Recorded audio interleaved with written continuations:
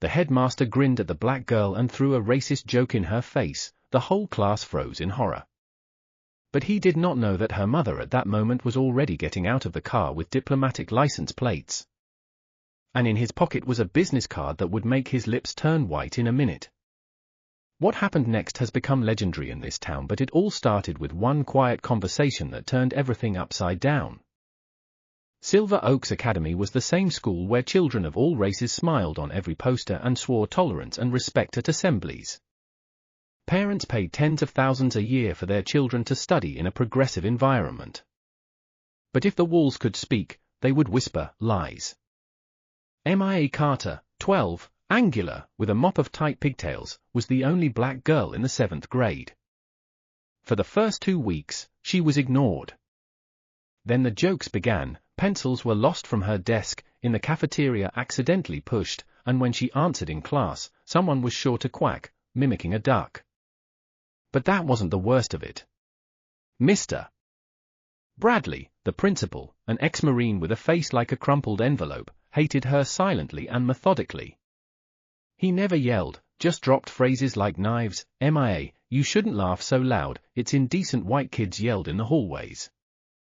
Your makeup violates the dress code, even though she only had lip gloss on. And then that morning happened. The lock in the locker room broke. Mia yanked the door open for 15 minutes until the janitor came with a key. She flew into the classroom, out of breath. The teacher sighed, but nodded, sit down. Just then Bradley walked in. He stopped, slowly turned to her, and the class fell silent, smelling the spectacle. You again, Carter? His voice was calm, but there was a ring of steel in it.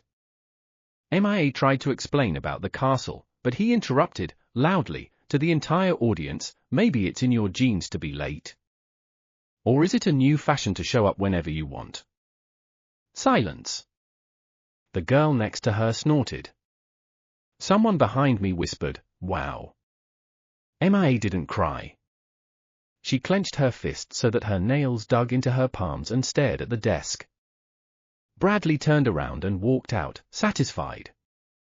The school bus spit Mia out at the bus stop at 3 in the afternoon. She walked home slowly, dragging her backpack like a criminal dragging a weight. Each step echoed in her temples with shame. Bradley's words rang in her ears on repeat, it's in the genes. In the genes. In the genes. Home. The key trembled in her fingers, failing to fit through the keyhole. When the door finally gave way, Mia pressed against the jamb, hesitant to step inside. Mia? Her mother's voice came from the kitchen. The girl froze. Did you fall asleep in the hallway? Sharon appeared in the doorway, laughing, but her laughter stopped when she saw her daughter. Mia wasn't crying. She stood shrinking into a ball, eyes 2 huge black pools of fear. What had happened? Then everything collapsed. Mia collapsed to the floor, clutching at her mother's legs, and howled, loudly, in a beastly way she never allowed herself in front of strangers. Sharon didn't move. She stood over her, petrified, until her fingers dug into her own shoulders. Who? She breathed out. And Mia let it all out. Silence. Then Sharon slowly crouched down, put her arms around her daughter, but her embrace was as hard as steel hoops. We're going to school tomorrow, she said very quietly. Mia raised her head, Mom, he's going to humiliate you. He. Sharon smiled. But it wasn't a smile. We'll see, she said. And something clicked in her eyes. The school greeted them with false silence. Mia followed her mother, clinging to the edge of her coat as if she were afraid she'd explode right there. Sharon moved slowly, almost lazily, but her every step echoed ominously in the hallways. Bradley spotted them first. He smiled, the same gooey, condescending smile he used to reassure nervous parents. Ah, Mrs. Carter. He reached out his hand as if he was going to stroke her head.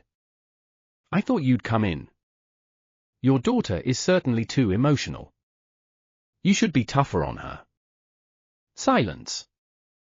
Sharon didn't put up a hand. She didn't raise her voice. She just took a breath, as if before a jump, and said evenly, clearly, without flinching, "You publicly humiliated my child. On racial grounds. I demand an apology. Now." Bradley blinked. Then he snorted, the kind of chuckle one uses to swat away an annoying fly. "Oh, don't be so dramatic. You'd better teach her not to be late instead of waving such serious words around." He was already turning to leave. The case was closed, the silly Negro girl would calm down. And then a ray of sunshine struck him in the eye. Dazzling white, sharp, from the mirrored lack side of the Mercedes S-Class that had just pulled up to the school porch.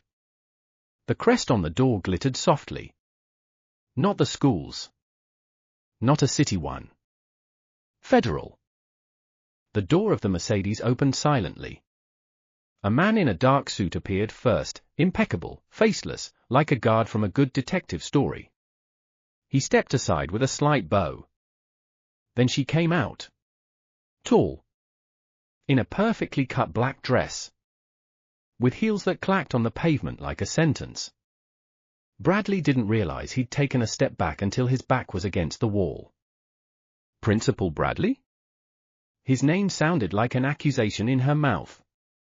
She didn't hold out her hand, just a business card, like a subpoena. "I'm Judge Sharon Carter. Federal District Court in California." Her voice was flat, no elevation, but every word left a bleeding cut. Bradley fidgeted. "Oh, Mrs. Carter. I didn't know that you. I mean, of course, we're always glad to," she interrupted without raising her voice, "you know, Mr. Bradley, I've had many discrimination cases in my practice." Pause. A clerical button fell somewhere. "And you know what the funny thing is?"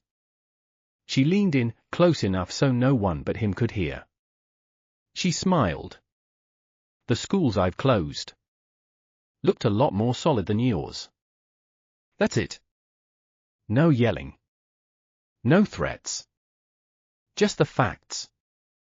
A month later, federal inspectors burst into Silver Oaks Academy. 2 months later, Bradley was carried out with his belongings to the quiet laughter of the secretaries. 3 months later, MIA was drinking smoothies at a new school where her first friend was the son of the man in the suit. The one who opened the door of the Mercedes.